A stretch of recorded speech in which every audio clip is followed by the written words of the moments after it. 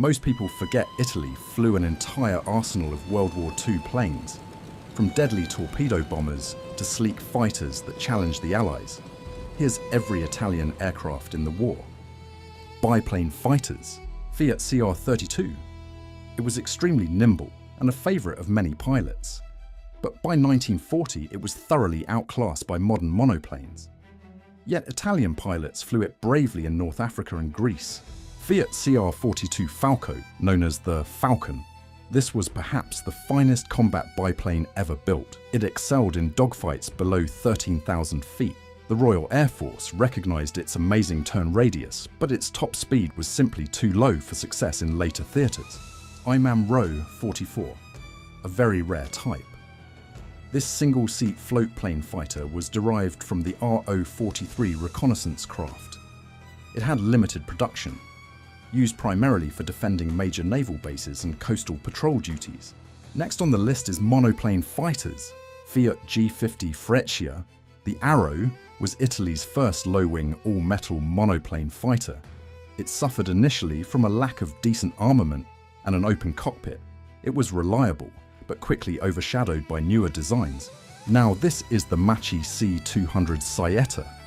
This fighter, named Lightning, was a very sturdy and trustworthy design. Pilots praised its excellent maneuverability and structural strength. However, the relatively low-powered engine prevented it from competing with Allied machines at higher altitudes. Reggiane 2000 Falco 1. This design was highly advanced for its time. It featured stressed skin construction and strong performance. Italian authorities declined mass production due to concerns over the self-sealing fuel tanks. Many were exported, ironically, to Hungary and Sweden. Reggiane 2001 Falco 2. This was a significant improvement over its predecessor. It adopted the superior German Daimler-Benz DB 601 engine. This transformation made it one of Italy's best early warfighters. It served effectively as a fighter bomber as well. Reggiane 2002 Ariete, named RAM. This machine was developed when supplies of the German DB 601 engine became scarce. It reverted to a powerful radial motor. It excelled in the ground attack role, especially during the Allied landings in Sicily in 1943. Next on the list is Series 5 fighters, late war. Macchi C-202 Folgore, the true star of the early Regia Aeronautica. The Thunderbolt successfully mated the superb Macchi airframe with the powerful German DB601 engine. It finally allowed Italian pilots to meet Allied Spitfires on equal terms. Macchi C-205 Veltro, this fighter, the Greyhound, was the ultimate evolution of the Macchi 200 line. Utilizing the larger, more powerful German DB605 engine, it was truly competitive. Many pilots considered it Italy's finest fighter aircraft of the entire war. Fiat G55 Centauro, the Centaur was another exceptional high-altitude fighter. It also used the German DB605 engine, considered by many experts, including the Germans, to be technically superior even to the Messerschmitt Bf-109. Its production came tragically late. Reggiane 2005. Sagittario the Archer was the final and most aesthetically pleasing of the Italian Series 5 fighters. It boasted superb handling and blistering speed. Although only a handful were built, it represented the absolute pinnacle of Italian piston engine fighter design. Next on the list is heavy fighters and night fighters. IMAM Row 57. This was an ambitious twin-engine heavy fighter. It was intended for high-speed interception. Unfortunately, technical difficulties and the demand for single-engine fighters severely limited its deployment, and it saw minimal combat action. The next one, Fiat CR-25, a fairly rare twin-engine design that primarily served in the reconnaissance and escort roles. It proved quite reliable, specializing in photographing enemy fleet movements over the Mediterranean. Caproni Vizzola F5. This highly maneuverable monoplane was designed specifically to be lightweight and fast. Though it showed promise in testing, only a few were produced, serving mostly as advanced fighter trainers throughout the conflict. Continuing with medium and torpedo bombers. Savoia-Marchetti SM-79 Sparviero. the legendary three-engine Sparrowhawk, easily the most recognizable and successful Italian bomber of the war. It was famously rugged and effective as a torpedo bomber, earning the respect of the Royal Navy across the Mediterranean. Savoia-Marchetti SM-81 Pipistrello, known as the Bat. This tri-motor was the predecessor to the SM-79. It was already obsolete when the war began. It spent the conflict primarily flying night missions or carrying essential troop and cargo transport. Savoia-Marchetti SM-84, designed to modernize the successful SM-79 line. This three-engine craft featured better armament. However, pilots found it less stable and harder to handle than the old Sparrowhawk, limiting its overall effectiveness. Fiat BR-20 Cicogna, the Stork, was an early Italian bomber that participated briefly in the Battle of Britain in 1940. It was rugged but slow.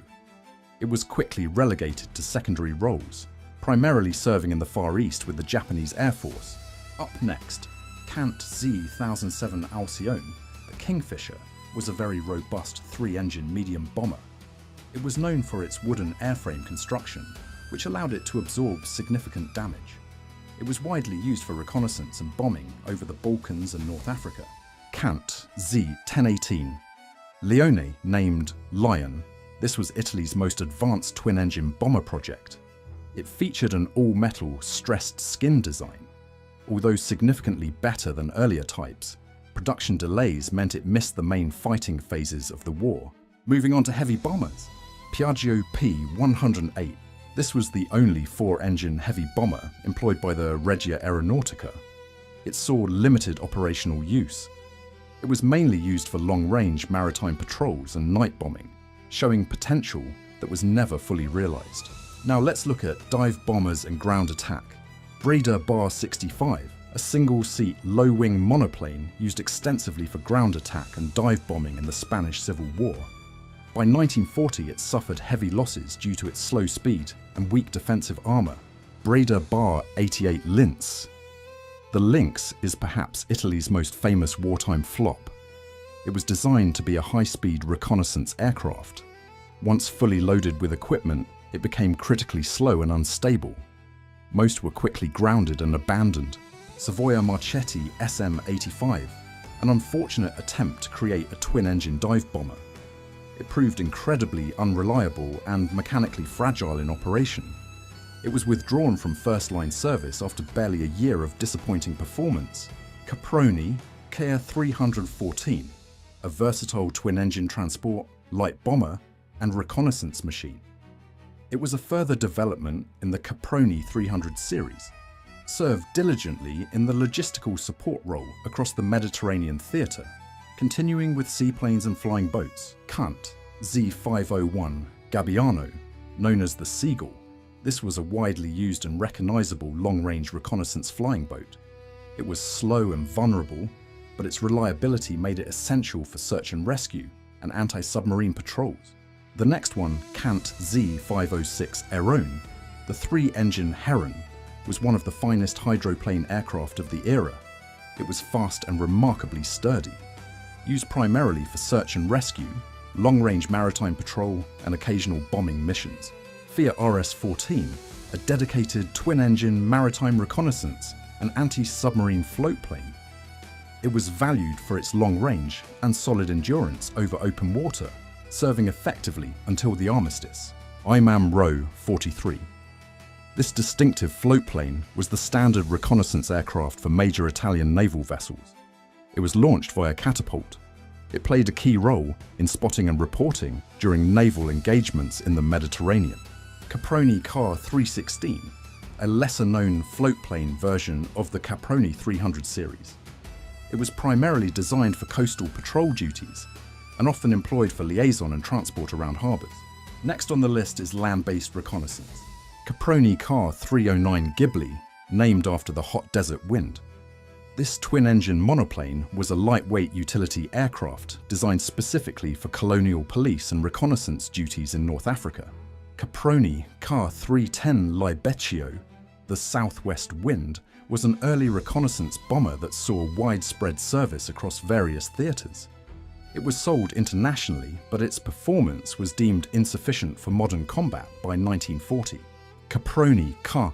311, distinguished by its extensive use of glazing in the nose section, offering superb visibility for reconnaissance crews. It was used mainly for visual and photographic mapping missions. Caproni Ca. 313, one of the more successful multi-role light bombers and trainers in the Caproni series. It was widely exported, proving itself reliable and adaptable for reconnaissance and light attack roles. IMAM Row 37.